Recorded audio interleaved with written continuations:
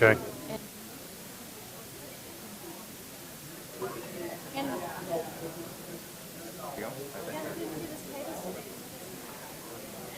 Turn it off, yeah. Are you the moderator? Yes. All right.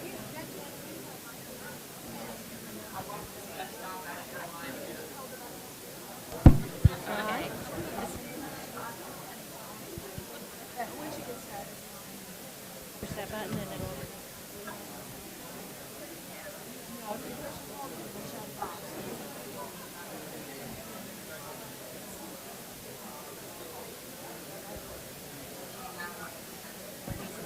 There you go. Oh.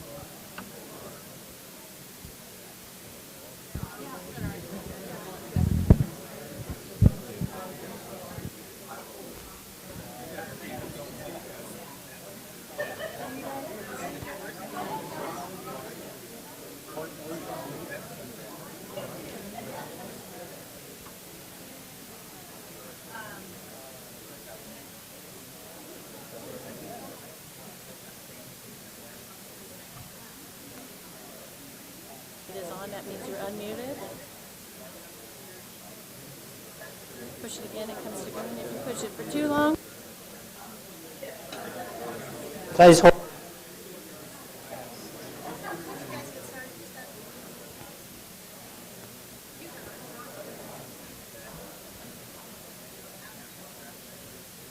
And again, those of you in video conference land, use the chat feature on your webcast to send us your questions. Send your questions early and often. We'll print them out here, and the moderator will read them to the panelists. I'm going to ask that everybody keep their microphones muted at all times during the presentation as a courtesy to others. The technical contact in your location should have my cell phone number if you need to get a hold of me. And here in Indianapolis, you've got little white note cards on your tabletop. This is to write your questions on. Write your question on it, hold it up in the air. We'll swing by and pick them up, and the moderator will read them to the panelists. And I'm going to ask that you mute all cell phones, pagers, Blackberries, PDAs, whatever else you may have that makes noise before we begin. And we have 1 minute.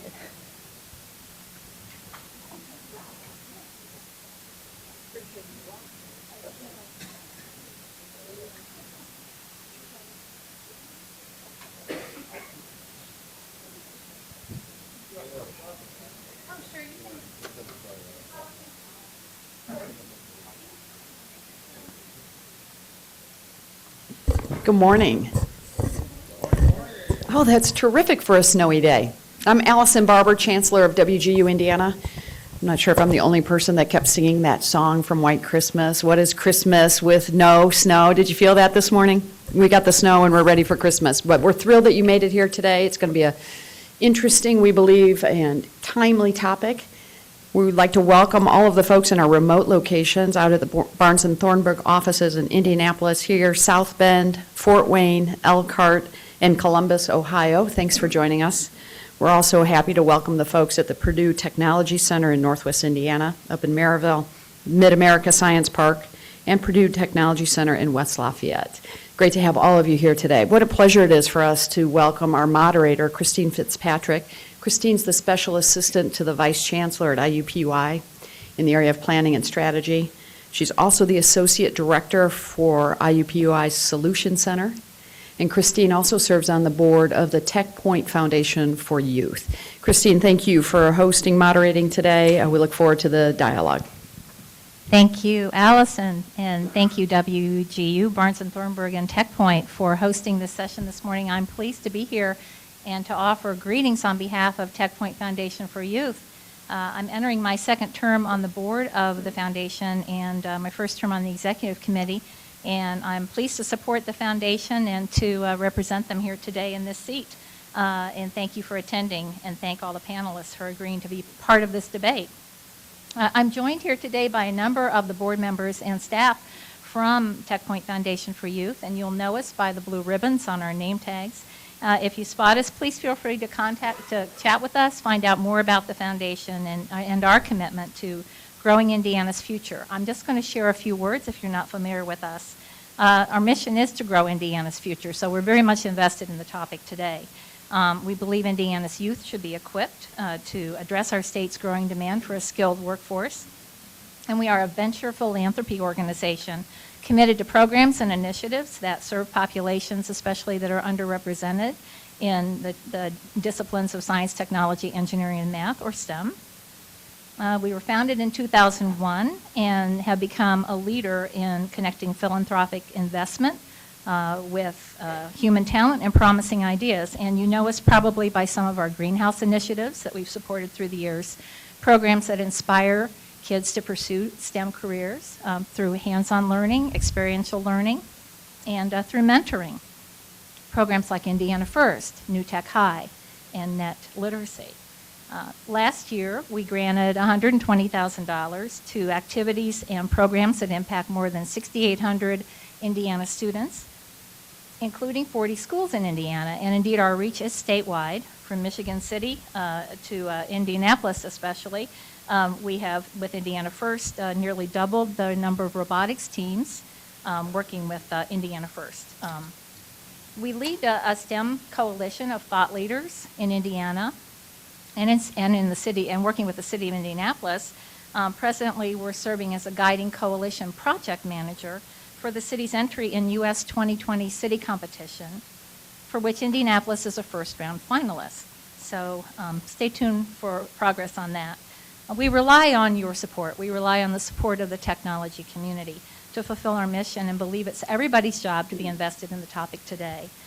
And so we hope that you'll contact any of us, chat with any of us, or from the remote sites, take a look at our website, techpointyouth.org, to find out more about this foundation and its work. But on for the topic of the day. I'm joined here by panelists that represent diverse views on the topic today. It'll be interesting to see where we land on whether or not we have a STEM crisis in Indiana and what we're doing to address it and what we might do to even improve current practice. So I'd like to introduce our panelists to you. To my left here is Simon Rhodes. Simon is Dean of the School of Science and Professor of Biology at IUPUI. He also holds professor appointments in the IU School of Medicine.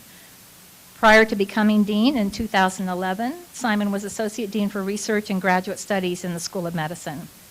He has a Bachelor of Science in Biochemistry from the University of Sheffield in England and a PhD in Biochemistry from Purdue University, and he was a postdoctoral fellow in molecular medicine at the University of California, San Diego. Next, we have Scott Sanders. Scott is Commissioner of the Indiana Department of Workforce Development, a post he's held since May 1st, 2012, and he's a member of Governor Mike Pence's cabinet. The Department of Workforce Development manages and implements training and employment programs for Hoosiers, collaborates on regional economic growth initiatives for Indiana, and oversees the unemployment insurance system. Scott has a bachelor's degree from Miami University and a master's in business administration from Northwestern's Kellogg Graduate School of Management. Next, we have Paul Ainslie, and Paul is Managing Director of the iSTEM Resource Network at Purdue University in West Lafayette. Paul has held several positions in industry prior to joining Purdue, including positions at Delphi Electronics and Safety in Kokomo. He served as site manager for Delphi's Advanced Product Development Center in Malibu, California, and at General Motors Research Labs in Warren, Michigan. From Malibu to Indiana. Paul has a bachelor's degree in engineering from University of Michigan and master's and doctoral degrees in biomedical and electrical engineering from Carnegie Mellon University. And at the end of the row here, we have Kevin Small, who since Monday is Director of Global Talent Acquisition for Interactive Intelligence. Kevin is a global human resources leader with more than 20 years experience with Fortune 200 companies in the fields of talent acquisition and human resources management. He's worked for 10 years in a semiconductor manufacturing environment at Intel and 11 years in plastics and chemicals industry with Dow, Corning and Dow Chemical Company. And Kevin has a master's and bachelor's degree from Michigan State University. So we have panelists who are well grounded in the issues of the debate here today. And as you read the publicity leading up to this morning's event, you know we are indeed addressing this as a debate. What are the issues regarding jobs, education, and talent in the STEM, or the science, technology, engineering, and math pipeline and workforce currently? We've read some sobering statistics that the need for high-tech jobs is expected to double by 2018, but we may have a shortage of up to 3 million talented workers in the U.S. alone. And what are our schools and colleges doing to help us fill that gap? And what are employers doing? And indeed, what are our states doing? So that's what we're focusing on here today. I have some prepared questions, but I do want to encourage you again to please jot down your own questions as they occur to you, and will be sent forward, and I'll be happy to ask on your behalf. My questions are going to focus on the nature of the problem. Is it a problem? And then we'll explore that a bit, find out what's being done currently across these 4 points of view, and then determine what's next, what call for action we might have. And we'll do all of that in about 40 minutes. So, Scott, I'm going to begin with you. We talk about STEM, and it's a very broad area, maybe too broad. But if we can get precise about what we're talking about, especially in Indiana, and what that concentration of STEM occupations is in Indiana. Okay. Well, good morning, Christine. I think from workforce development's perspective, we utilize data from the Bureau of Labor Statistics, which actually puts STEM in to also include healthcare. And I think that's important to understand. And the unique thing in Indiana, we have roughly 11% of our workforce are actually in STEM-related jobs. So that's about 330,000 individuals in Indiana. Now, the interesting point is nationally, that average is about 13%. So we are kind of behind the national average on STEM, but the unique opportunity for Indiana, and it's something I don't think anybody's put out, is if we actually came up to the national average, we would add more than $1.1 billion to Indiana's payroll. So the opportunity is there and is ripe. Our higher ed institutions, which I'm flanked on both sides by here, actually produces, in the public school or the public colleges, actually produces more graduates than actually that find jobs here in Indiana. Only about 47% of the individuals actually stay in Indiana. The rest migrate back to other cultures. So I think one of the opportunities for us is to take Purdue, take IU, take obviously the private institutions, and keep some of the graduates here, and I think we could become the STEM leader in the nation. Well, let me ask you, Paul, and then I'll ask you, Simon, to respond to that from the pipeline perspective. What about this? Is it a problem, the STEM shortage? Is this a myth? And what is being done about this brain drain, it sounds like, from Indiana? Thanks, Christine. It's nice to be here. Really, it's more of an opportunity than it is a challenge or a problem in my mind. The real opportunity here is to say, okay, there's people that graduate from Purdue or IU or any of the other great schools in this state that could stay here if the jobs were of the quality and caliber that they were looking for. The CICP report that came out over the summer showed that a number of students just leave because they can get more wages, better benefits, more job opportunities outside the state. Those are things that we can solve easily in this state if we focus on job growth, attracting businesses that hire these sorts of people. So those are real good opportunities for the state to step forward. Through the pipeline now, we're trying to fill that pipeline up more. That's the emphasis I have really is K through 8, trying to get more kids into that STEM pipeline so they can go to Purdue or IU or any other schools and then get the education and come out and take those jobs when they're available. If we can trust the numbers to say the jobs will be there, then we need to have that pipeline filling so that those kids will be available for the jobs when they open up. Okay, thank you. Simon, pipeline. Thank you. It's good to be here. I think that there clearly is a need. It was said that our students do leave the state. At IUPUI, that's not true. At IUPUI, science, informatics, engineering, 90% of our students are from Indiana. 90% of our students stay in Indiana.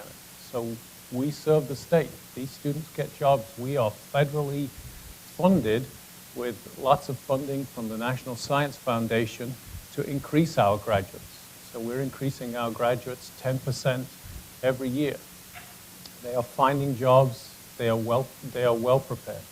So we do believe that there is a need, and we believe that this conversation, I believe this conversation today should be about Indiana, and that we think that our students are really getting placed. Okay. Okay, Kevin, so the state perspective and pipeline. So what about from the employment point of view? Is there a problem here in Indiana?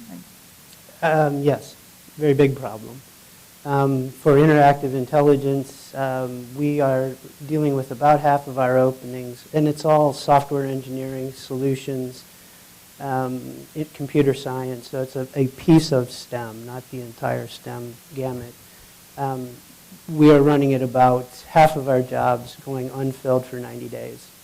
And it's not just coming out of school, of course, it's all the way up the hierarchy. We have this stress on the organization and this need to pull people in, hire people at a faster rate. Now, interactive intelligence is growing at a quite an aggressive clip, and that compounds our problem. But I think the STEM issue is twofold. It's right now, today, and it's going to be 5 years, 10 years from now. And one of the articles that I read talked about people moving out of STEM into non-STEM jobs. What is misleading there is that STEM is the foundation. And if you wanted to be a field seller at Interactive Intelligence, you have to have a computer science degree. It may be a sales job, but you have to have the technical capability and competence to be able to sell to our customers. In the chemical industry, if you wanted to be an attorney, you have to have a chemical engineering degree. If you need, if you're writing patent, you have to be able to speak with the R&D organization at their level to be able to articulate what the invention is. So, the idea of STEM graduates staying in STEM fields is misleading because STEM is now spreading out to all roles within many companies, whether it's manufacturing, whether it's high tech. And I think that creates a compounding issue as we go forward. Well, Simon, I'd like to ask you then, and we've worked together on a strategic planning effort for the campus, and all of us are probably mindful of certain national and important organizational goals for degree attainment by the year 2025 to be able to fill worker shortages across areas, but especially in STEM fields. So at the same time, we know that society may not necessarily value scientists, may have limited scientific knowledge themselves, and may not necessarily value teachers. So given the importance of these skills for the economy and our future, how do we encourage children to enter these fields or to consider this future? So I think that's a very important point. So there can be debates here. Is there a STEM crisis? Are we producing enough graduates? Do we have enough opportunities? Is Indiana an environment that is good to retain our students? I think one thing we won't fight about is, do we have a science literacy crisis? I think that's very clear. In all these articles we've read, in the articles that were cited in the announcement for this, even the ones that strongly say there is no quantitative STEM crisis, they say there is clearly a science literacy crisis. So I think this is an important question in terms of the general public understanding basic science principles, workers understanding basic science principles, and us having a pipeline. I think it's important that through the work of many organizations that are represented here. I'm on the board too of TechPoint Foundation for Youth. Our children need opportunities to discover and realize the wonder of science. There are amazingly talented, skilled children out there that need to have opportunities to find their passion. And when they find that passion, that combines with their skill set, we need to encourage them and keep them going through. I was really pleased to see yesterday the Merriam-Webster word for the year is science. The Oxford English Dictionary's word of the year is selfie. Okay? Not good. Not good. It's a tech word, so TechPoint probably like it, but Merriam-Webster picked science as the word. And we need to really think about the pipeline here. One of the problems I think we will clearly agree on is that teacher preparation in Indiana is not good.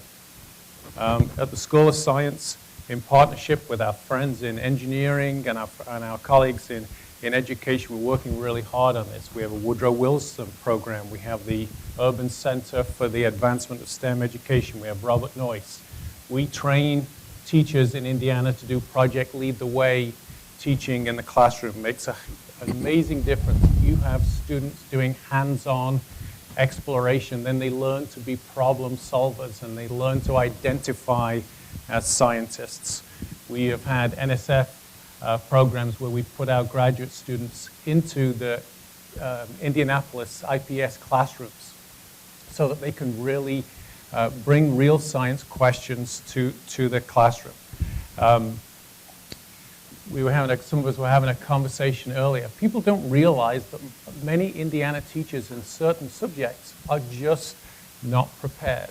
So there's almost as many of us sitting here as there are people teaching physics in the state of Indiana that have a physics degree.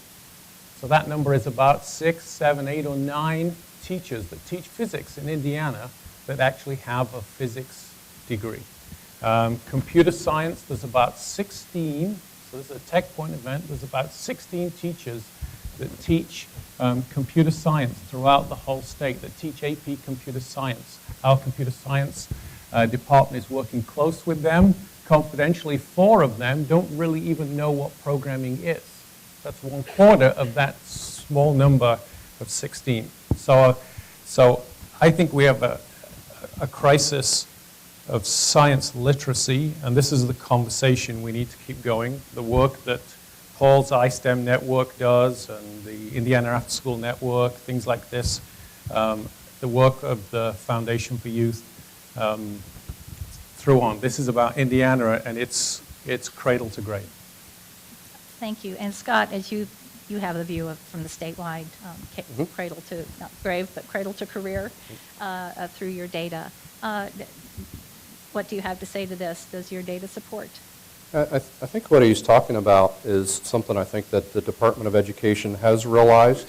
I know a lot of our school districts now in Indiana are starting to put a STEM individual in each school, even all the way down to the elementary level, because I think he's right. That's the problem, is the exposure to a lot of STEM opportunities don't happen until typically you get into high school, and he touched on Project Lead the Way and the robotics programs, but that's really more of a recent phenomena here in Indiana, and I think it's something we need to almost move it down to that next level, because if you look at most of the children, and he talks about literacy, most of the children get lost in the education program by the time they hit the 3rd grade. So to me, if they're not exposed to science, technology, engineering, and math prior to that and understand what that can lead to, it's something that actually creates problems, because then there's no interest, there's no reason to even finish school. We have a program we run called Jobs for America's Graduates, which deals with at-risk youth in high schools. And we are in the process right now of partnering with Microsoft and pulling in a program where these at-risk individuals can be trained in Microsoft products, because then that kind of whets their appetite to really stay into the STEM environment.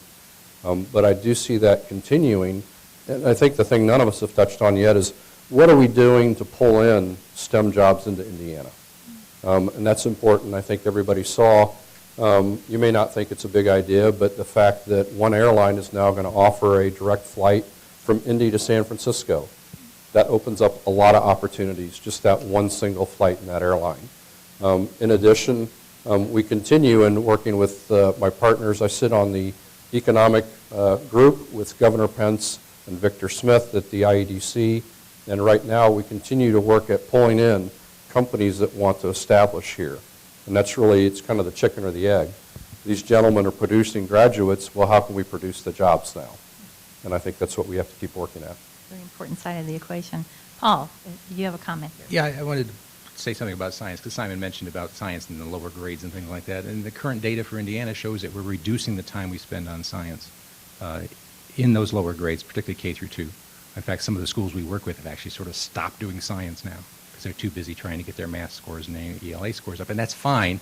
That's the right emphasis, I guess. But to say that science now is no longer important enough to even have in the classroom is a real concern when you're trying to grow that younger group of kids to get into that pipeline and to stick with the STEM education. So an emphasis on science and other STEM subjects down in the elementary grades, maybe more assessments on science other than just 4th and 6th grade, may help with some of that. Not that we need more testing, but an emphasis that says, science matters too, and integrating science and math is not a bad idea either. There's some options there to get more out of the capability today of the curriculum than we probably were using. This is a good question from the audience. I'll start with the first card here, and segueing to you, Kevin. So you've heard that what's being done in the pipeline coming up to industry, and then what needs to be done to, make there be a light at the end of that tunnel and pot of gold at the end of the rainbow. So if 47% of grads stay in Indiana, isn't it the problem that companies are not doing enough to retain graduates? So what are companies doing to attract and retain this high-tech talent? Not enough at this point. There is great opportunity for us to do a lot more in the space of development. Development of skill sets that make people successful, not only technical skills, but make them successful in the work environment going forward. As we come out of the recession, one of the things that got cut in a lot of companies is their development space. And as you talk to folks that are coming out of school now, one of the things that is critically important to them is that career path and the growth going forward. So you do see companies start to shift to rotational type programs. You see them shift to opportunities for international exposure. You see them shift to opportunities for career pathing that takes them outside of one particular part of the business or one business to another business or function. We're slow. We're slow to move in this direction. And the challenge is that you don't see, a company does not see the benefit of a rotation program for 3 to 5 years. Assuming it's a 2-year rotation program, the networks build up, your foundation of knowledge of the business builds up over that 2-year period, you start to see the productivity increase in the 3 to 5 year span. Companies are looking for an immediate fix. So does that answer your question? I think so. I think, there are a lot of questions coming from the audience on both sides, producing and attracting and retaining. And so I'll revert back to the educational piece and reflect on the kinds of skills that we're focusing on, because we're talking about STEM skills and STEM from K to 2 and the need for that. But is there a broader look that's also required? So here's a question. How do we get students past the mere acquisition of facts to developing the ability to analyze goals and the disciplines required to achieve them? So what are the elements of a STEM education, Simon, beyond maybe the obvious? I think this is a good question. I think it's very important. I think that I know employers are looking for a quick fix, but I think the environment, especially in tech and science, the environment changes so rapidly. We need people, as you said, your salespeople need the core principles, and they need to be able to adapt and be lifelong learners. One of the things we stress at IUPUI, School of Science, School of Engineering, is that we offer our students opportunities to do real research questions for all 4 years. So an outstanding classroom experience is very important. And there you learn those core principles, but you need other skills too. So we have our students for all 4 years in research labs. They're doing work in cancer labs, in the School of Medicine, in radiology, in the hospital systems, and so on. That's the beauty of our campus. That's the beauty of the Indianapolis environment. So those students, for 4 years, have learned how to work in a team, how to communicate, how to problem solve, how to work both alone, in a team, and really define questions and solve them. So those are the extra skills. I don't know if they're soft skills, but they're the extra skills that really give that package. So I think those are the aspects of the education that produce the students that we need. I would want to go back to one of the earlier points too. And I think one of the places we need to work together is in having better internship programs and better relationships like that, because those build student loyalty to the companies, and then vice versa, that's a long interview for that company, and they really know who they're getting. And so I think we need to work harder on that. Just a quick comment also along the same lines, and I want to give a lot of credit to Lily Endowment, who's a great supporter of education in the state, always has been. Just yesterday announced $63 million in grants to colleges and universities in the state to better align students and jobs in Indiana. And that's a huge commitment by a very important supporter of this in the state, a private supporter, by the way, as opposed to, say, more public support that we'd like to see more of, at least in matching in that regard. But it does get down to those sort of mentorships and modeling and opportunities for internships. One of the advantages we know we have in our program is that we have Lilly science coaches that work in our classrooms. We have about 120 Lilly employees who go to our schools where we have our program and curriculum in place. And then they're in the classroom. They're working scientists and engineers who can go in and show that you know, these are real jobs that people can have. They can be real role models for kids that you know, these are good jobs to have, and these are good things to learn about in the classroom too. Very good. We're getting some great questions here from the audience and from our remote sites. I do want to address one quickly that might be at the top of some of your minds. To repeat, STEM, the acronym Science, Technology, Engineering, and Math, but it broadly includes the fields and disciplines that require skills and those abilities, not necessarily just those careers. So I have a question here. We've talked about colleges, what colleges are doing, and then being attracted to industry. But question, what would you like to see high schools do to enhance students' preparation for STEM-related careers? Anyone? I think address more of it. I mean, we were just talking earlier. Our children both went to Zionsville High School, coincidentally, and we were talking about the AP classes, and that both Carmel and I think Zionsville, and it could be this way in larger metropolitan cities, really don't offer enough of kind of the AP classes headed into the STEM areas. And I think that's something that high schools need to embrace more, is how to have that, and then even potentially having that exponential or experiential learning capability in both high school as well as when they get to college. And I think he touched on the old MBA program that I went through. You went to a company and went 6 months, 6 months, 6 months, 6 months at a company, and that's the way you find out where you naturally fit in. And I think to some extent we need to be doing that in the STEM industries as well. I would add that I would go back to my earlier point. We have lots of programs. We have Woodrow Wilson and Robert Noyce, and lots of programs where we're really trying to get our best graduates to go back and be teachers. So I think one thing we need as a society is to increase the incentives, the respect, to really drive some of our best, most energized graduates into that level of classroom. I mentioned earlier, we don't have many physics majors anyway. Physics is hard, and if you graduate with a physics degree, you can go to Rolls-Royce and you can earn a darn good living and have a good quality of life.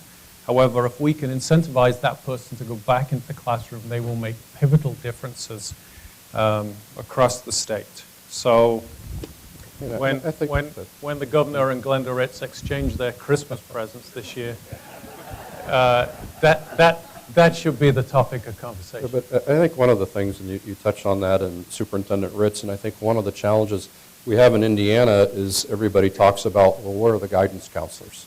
And unfortunately, in most of the high schools, even in Zionsville, their exposure to what are degrees or what are careers are, there's the guidance officer, the books are on the shelves.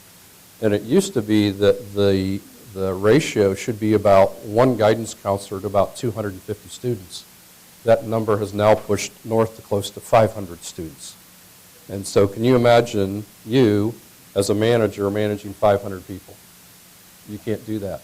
And so I think part of what we need to embrace in Indiana, and it's a problem we have in manufacturing, is we almost need to create a manufacturing or even a STEM boot camp and pull in teachers from the high schools and counselors from the high schools and expose them to what's the real world out there. because I think that's part of the way, because students look up to teachers, right? They look up to teachers, their parents, and then their parents' friends. And that's where they find out about careers. Because you got to figure out right now, most of the time a student spends, it's with their teachers, just like we spend most of our time with our co-workers, not with your spouse. So I think that's something we need to do, is really pull in the whole system from cradle to grave and really expose them to what STEM is. I would just add to Scott's point, I think that the private sector can play a role in that too. You can have teachers come in and do internships, apprenticeships, fellowships within the private sector to learn what's really going on, what they're really doing. The high-tech industry out west has done that in the past, where they bring high school teachers in and have them work in the plant to see what's going on in a semiconductor manufacturing facility. The other thing, I think, just having a 15-year-old, is we need more science guys. We need more people that are incredibly passionate about science that can, get that passion into the students that are in the classroom.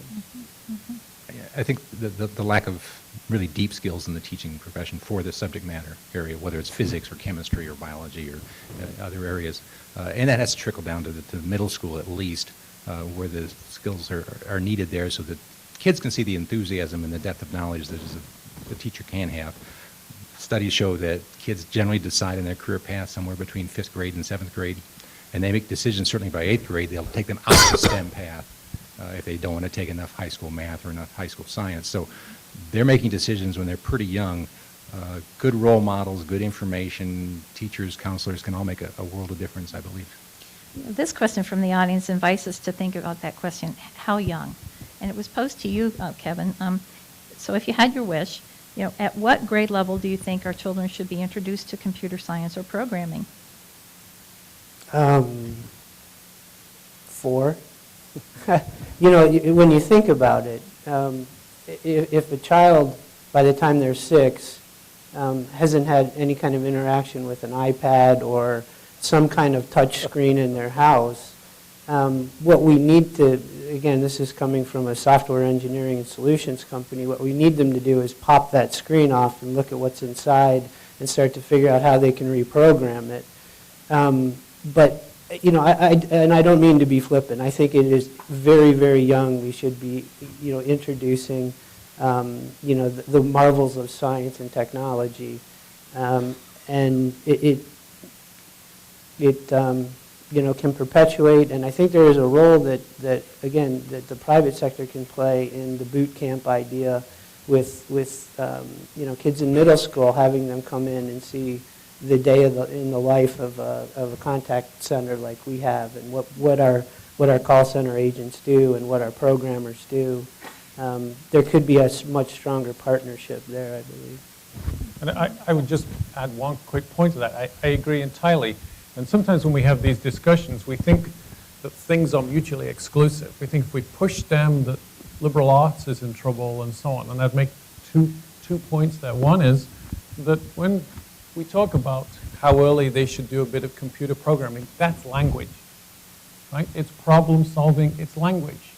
It's core skills, it's communication, it's working out the order of things to solve a problem. It's biology, it's what the brain does. So these things are all the same. It's just that will be a skill that will set them apart and will put them on a better prepared path much earlier, and they'll understand the core principles. And then the second thing, just in terms of this idea that it's STEM versus other topics, it isn't. When a scientist or an engineer starts a company, such interactive intelligence, they hire a broad range of people. What we're talking about is the economy and quality of life. We're getting a lot of good questions here about what can we do, what can we do? And so here's one from South Bend. So how about offering a financial incentive for students who get a technical degree or STEM degree and who stay in Indiana after graduation? I see heads nodding. So I've only been at Interactive for 4 days. This is my 5th. One of the things we've talked about though this week is doing something around paying back student loans. We know what an incredible burden that is, and can we come up with a way that if we keep, I believe it was Simon's point around the strength of the internship program, we bring people through the internship program, there's a match between their interests and interactive intelligence, keeping them in Indiana, can we then do something after a 2-year period, a 3-year period, where we give, student loan forgiveness? Now, I haven't talked to anybody but the person that was sitting across the table from me about that yet, but that is certainly in the realm of possibility. Mm-hmm. There's been discussion about that at a state level. I think this is one of the things a lot of people always come back to and look at, well, let's have the state do that. And I think to his point, I really think it needs to be that public-private partnership. For those of you that didn't see, the Commission on Higher Ed just put out their return on investment study for all of the public institutions here in Indiana, and the average debt load for students graduating was about $27,000, which you may say, that's not that much. Well, what I did is I took their data and said, you know what, if I'm going to pay that back on a 10-year loan, how much of my salary, because they provided salary data on the average salary, what percentage of my salary would I have to pay over 10 years to cover that? It was 5%. So think about it. When I started, I tried to put 2-3% away for a 401k 20-some years ago. Right now, our students are graduating, and rather than having a mortgage payment or a car payment, they now have a student loan payment at 5% or even more of their salary. So I think that gets back to how can we set up something where they either earn it back from the employer or there's a way for the state to forgive it, a tax credit. I think those are the things that need to be explored to see how we can expand that. But I think, as you know, you say, well, use state funds. Well, where do state funds come from? Grab your wallet, folks. That's where it comes from. So to me, you got to think about, well, how are we going to do that between both public and private to actually help these students out, to keep them here and give them almost a credit for staying. So it's an interesting idea. Okay. Simon.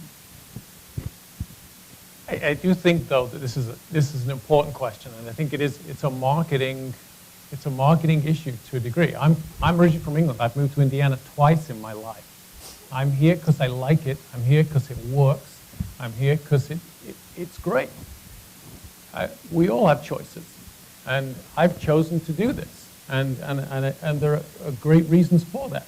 The way we recruit great faculty at IUPUI, there's only one answer to that, and that is the challenge is we have to get them here. Once we get them here and show them Indiana, especially Indianapolis, they're sold. So that's a big key. It's a great question, but it's not as dramatic a problem, I think, as people make out. It's a question of knowledge, not substrate. You know, although I would have to say that, unfortunately, I think for a lot of high school graduates or college graduates, do they want to stay in Indiana? If you come, you want to go to the bright lights, big city. Are we offering that? And I think the new generation, from my day, I went and found the job. I really didn't care where it was at. I went there. Nowadays, they look to where do they want to live? What are their outdoor activities? What are their social activities? What's the public transportation? And they go, that's where I want to live. Now I'm going to go find the job. And I think to some extent we have to figure out how do we address the change in the culture to some extent and provide that great living environment for the young professionals to then stay here in Indiana, because most do. Like he said, they come back after 5-10 years. And I think that's something that we need to help make it ripe for the younger professionals. You know, we get that sentiment echoed in the audience. I love this line, interesting people like interesting culture. And so when we think about, we sort of transition to now, so what could we do? What's our call to action as a technology community and as a community invested in the economy of Indiana? So what can we do to attract STEM graduates from outside our state lines as well as retain from outside our country? What can we do to be that interesting culture? Well, I'll take the first one. I think the first one is probably from a financial perspective. I don't think we do a great job of selling what a low cost of living it is. Here in Indiana, you may earn $120,000 in Silicon Valley. What are you going to have to earn here to have that same style of living? And I think that's something we need to do a better job of marketing that to STEM professionals, that, hey, you know what? You can sell your little 2,000 square foot home in Malibu You can come here and buy a 5,000 square foot home for half the price. And I think we need to do a better job of selling that and selling the overall living environment as he talks about, which is why he's a returning Hoosier now. So, And I return too. But certainly there's factors that go into this. It has to be a good community you can move into. There has to be the good schools that are there that are well supported by the whole community. So there's a lot of things that make people make decisions when they move to an area besides just the job. It's the economy, it's the environment, it's the schools, it's the community. All those factors come into play there. And Indianapolis is doing a great job of that. Other parts of the state are doing a very focused effort on that. It's probably not advertised, it's not marketed adequately yet. We talk a lot about our energy rates, we talk a lot about our tax rates. There's a lot of other things that we have to offer that are less financial than that make a difference, I think, in those decisions. Kevin, what are your thoughts on that? I mean, even looking at what other states might be doing, other promising ideas that are out there. Well, from the employer's perspective, you have to have a compelling employment value proposition. You have to sell something in the culture. You have to sell something in what the company is doing, the future of the company, the growth of the company, the relationships that are there, the work environment that somebody's going to operate in, and that has to be compelling to the talent pool that's out there. I think Indianapolis has an incredible amount to sell. I think maybe we should spend some time identifying all those key selling points that we have and marketing them and letting employers market them as well, and being very consistent in what the messages are that make this such a great community to live in. And then the employers have a responsibility to make sure their environment, their value proposition as an employer is compelling as well. but I think one of the things that I think a phenomenon we don't talk enough about in the state are all these spring ups of these technology centers.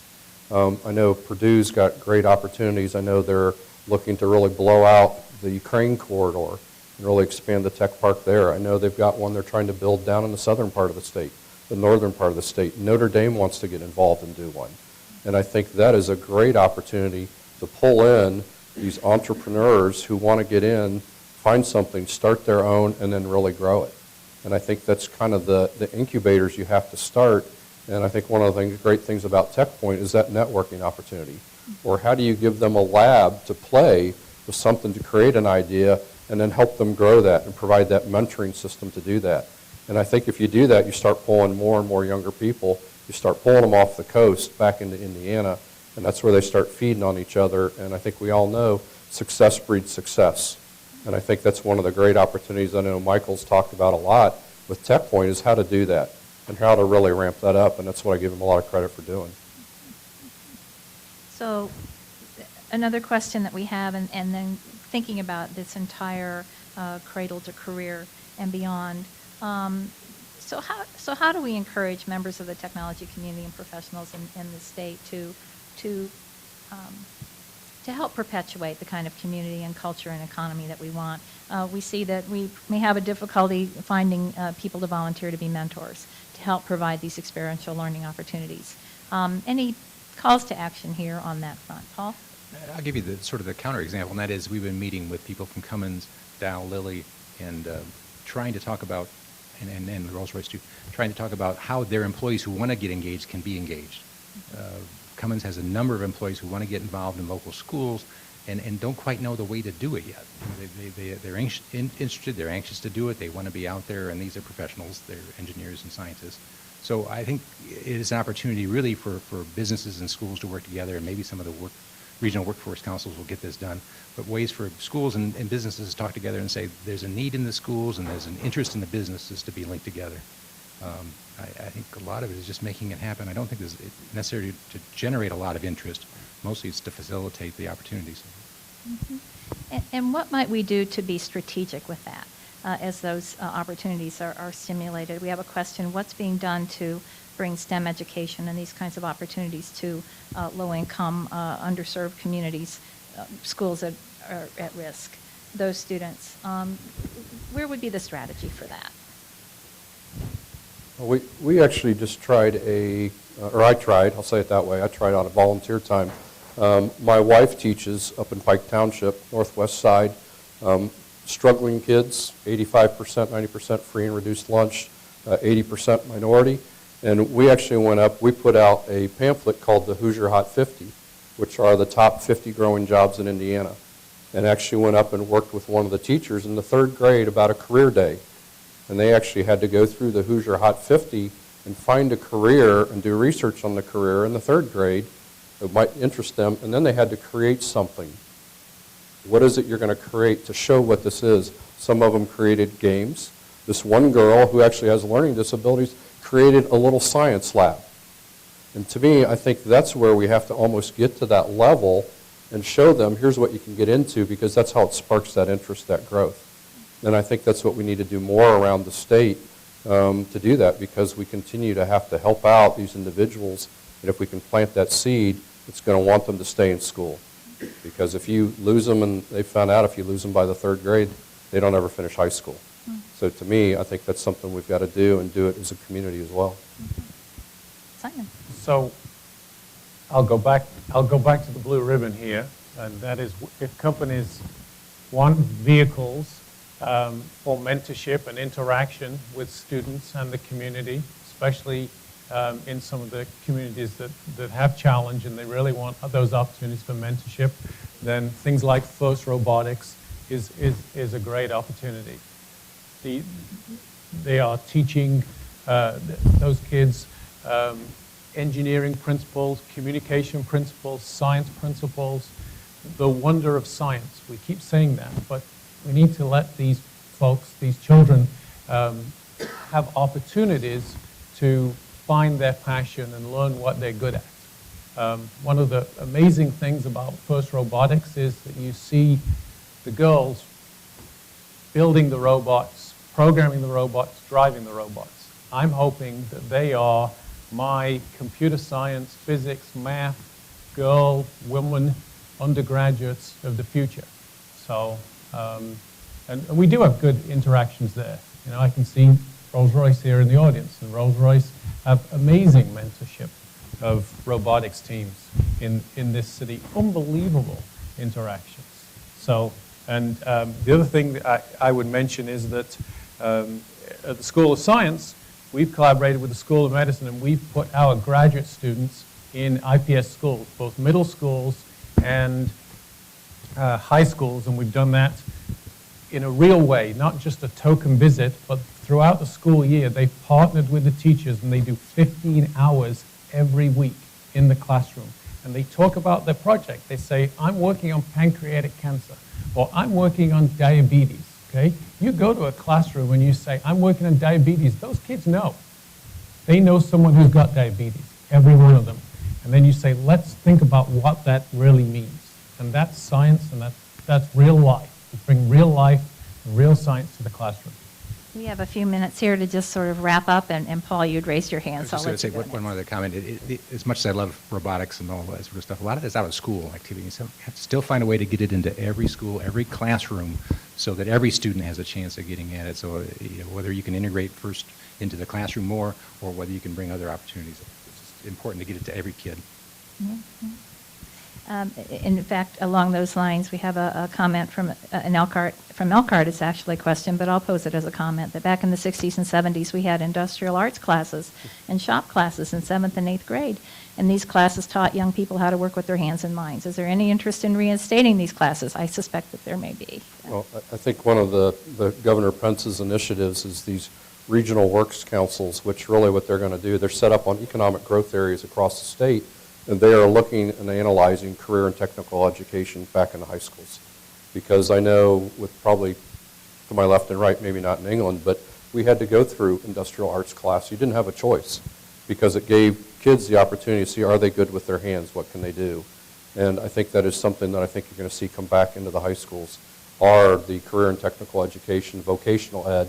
And as the governor says, we need to have a plan A and a plan A for students, which means if they just want to go to a one-year college or a two-year college and find something to do in a trade, that's just as good as going to college, because we need both sets of workers in Indiana. Mm-hmm. And I think you'll see a reburgeoning or regrowth of that. Interesting. You know, we have some comments here, I guess, to wrap, because we do want to invite Mike Langelier from TechPoint CEO to come up and share a few thoughts here at the end. But we have questions about the other end of the pipeline, the adults, retooling when industries cut back in healthcare and so forth. What happens to adults that need to retool? What about employers who need to find, who are looking for older employees with fresh technical skills? So obviously there's just a lot of interest in this from cradle to career and beyond. And Kevin, I guess concluding thoughts from you in your role in industry. Well, just to touch on that particular component, I think you're going to see more and more companies in the private sector invest more and more in that re-education, that continuous lifelong education of the workforce, because industry is evolving at such a rapid pace right now. Just as an example, we're looking for individuals that can program and write code on Windows 8. Windows 8 didn't even exist a year ago, and there are only 3 companies that have anyone that's touched it from a code perspective. So what we have to do is maybe we can find 1 or 2 that we can get here, but we're going to have to train our own folks internally and grow that skill set internally. And I think you're going to start to see more and more of that take place in the private sector. Okay, great. Well, I'd like to let South Bend maybe have the last word here. We need to increase all Hoosiers' knowledge that STEM is so much more than its individual parts. It's everything we do. And would you join me in thanking our panelists this morning on this debate?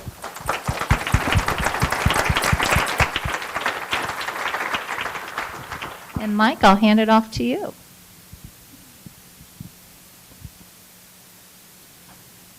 Thank you all very much. Forgive my voice. I don't even have a good excuse for it. Wasn't even yelling at a Pacers game or anything. But a quick public service announcement. Many of you have probably heard in the news the IndieX initiative that we're kind of piloting. There's something very tangible coming up that addresses much of what we're talking about here, and actually companies like Interactive Intelligence, Angie's List, Exact Target, Apparatus, and others are part of.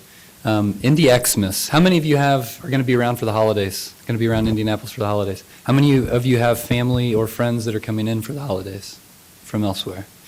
So that is exactly what we're taking advantage of, and it is showcasing the best of Indianapolis. We're creating an event essentially that is a dueling piano bar party at the Broderpool Speakeasy and Developer Town. Is fundamentally what it is, but built inside of that is also a showcase of some of the companies that are here, the jobs that are here, the successes that have happened, the company growth, and also it's just bringing the best of our community together.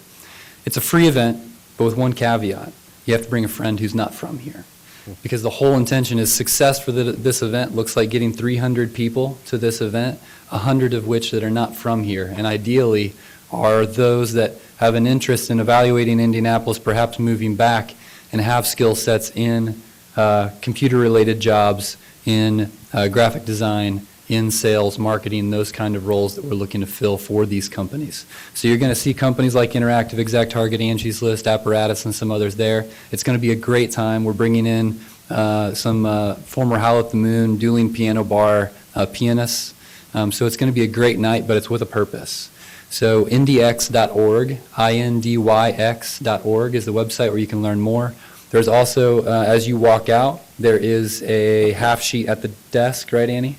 Or Annie has them right out here as well. So grab one as you go. Spread the word. Again, it's going to be a great time, but also we're using that as a way to help fill the needs for some of these companies that do need to attract more talent. So thank you. Well, thank you all, and unless we have concluding remarks from the panel, I think we should consider ourselves adjourned. And again, reminder, if you want to learn more about TechPoint Foundation for Youth, we have Mark Boxberger, chairman of our board, and a number of board members here. We'd be happy to talk with you. Thank you.